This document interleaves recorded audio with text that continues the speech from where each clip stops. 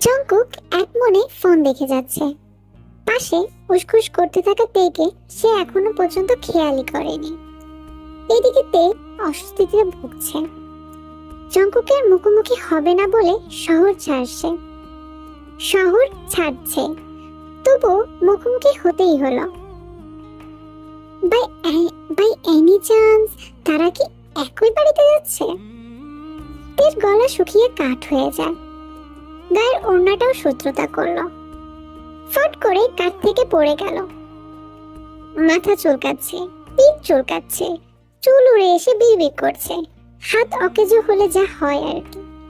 হাত দিয়ে ওড়নাটা ওঠাতেও পারছে না। নিজের ওপরই বিরক্ত হয় তে। বিড়বিড় করে নিজেকে কয়েকটা গালি দেয়, কিন্তু গালিতে কি আর চুলকানি কমে? তে নড়াচড়া দেখে জংকুক বুঝতে পারে তার পাশে কেউ আছে। সে ফোন থেকে দৃষ্টি সরিয়ে গাড়ির ভেতরের লাইটটা অন করে দেয়। তে চোখ মুখ খিচে বন্ধ করে ফেলে।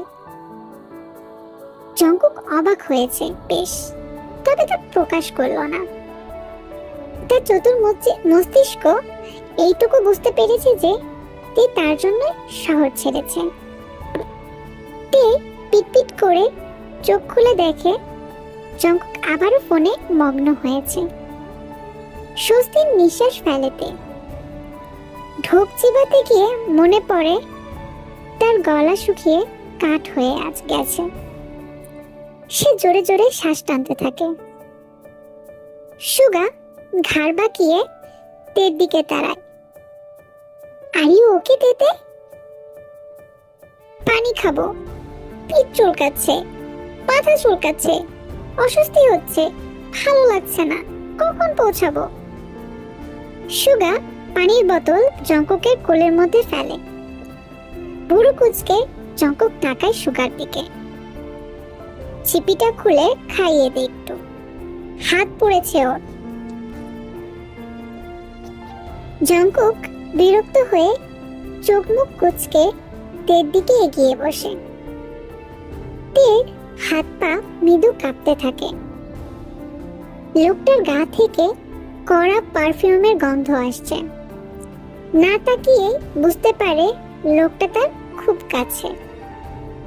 গলা কাঁপছে তের। পানি খাবো না বলার সাহসটুকুও পাচ্ছে না।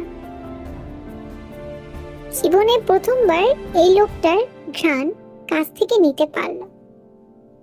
এতটা কাছাকাছি প্রথমবার আসলো। হঠাৎ তে অনুভব করলো তার পড়ে যাওয়া ওড়নাটা আস্তে আস্তে তার শরীর থেকে চলে যাচ্ছে। চোখ দুটো বন্ধ করে ফেলেতে হাত পায়ের কাঁপন বাড়তে থাকে। যখন তখন বেহুশ হয়ে পড়বে তে। জংকুক তের গলায় পেঁচিয়ে দেয় ওড়নাটা। একটুও টাচ করেনি তের শরীরে। শুধুমাত্র দুইটা আঙুল দিয়ে ঝুঁটি বাঁধা চুলগুলো তুলে তার নিচ দিয়ে ওড়নাটা দিয়েছে, যাতে আবার পড়ে না যায়। তে এবার আস্তে আস্তে চোখ খোলে। জংকুক ছিপি খুলে তের মুখের সামনে ধরে। তে মাথা উঁচু করে হা করে। জংকুক একটু পানি ঢেলে দেয়। আশ্চর্য, একদম তের মুখের মাপেই পানি ঢেলেছে। 3-4 ঢোক খেয়ে তে আর হা করে না। এতে জংকুক বোঝা যায় সে আর পানি খাবে না। তাই জংকুক আবারও ফোনে মনোযোগ দেয়, সরে বসে না। তে একদম দরজার সাথে লেগে বসে থাকে। তার কাঁপুনি এখনো কমেনি। স্বাভাবিক হতে পারছে না সে। তে চোখ দুটো ঘুরে ফিরে পাশে তাকাতে চাচ্ছে। এত কাছে থেকে লোকটাকে দেখতে কেমন হবে? বেসামাল মনটাকে শান্ত করতে ব্যস্ত তে। এই লোকটা একটা মরীচিকা। তার প্রতি মায়া বাড়ালে দুঃখ, অপমান আর অবহেলা ছাড়া আর কিছুই পাওয়া যাবে না। চোখ বন্ধ করতেই থাপ্পড়ের কথা মনে পড়ে তের। চোখ মুখ শক্ত করতে গিয়েও পারে না, কারণ তের চোখ পড়ে জংকুকের হাতের দিকে।